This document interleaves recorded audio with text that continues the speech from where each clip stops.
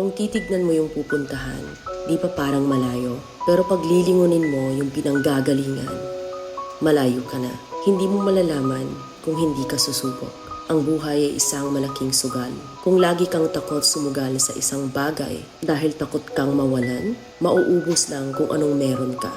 Kung hindi ka mawawalan, hindi ka rin magkakaroon. Kung ano man ang mga desisyon mo ngayon, yun ang magiging buhay mo bukas. Lakasan mo lang yung loob mo dahil ang mundong to, aapakan lang ang mga mahihina. Ibangon mo palagi ang sarili mo. Balang araw, magugulat ka na lang na ang layo na pala ng narating mo. Kahit mabagal ang progress, basta may usad at kumikilos ka, okay na yan. Wala tayong magagawa. Ganyan talaga ang proseso ng buhay. Lahat tayo nakakaranas ng hirap. Hindi natin alam kung hanggang kailan tayo dito sa mundo. Kaya mas piliin mo maging mabuting tao. Ang pinakayaman na maituturing natin sa sarili ay ang ating mga pangarap.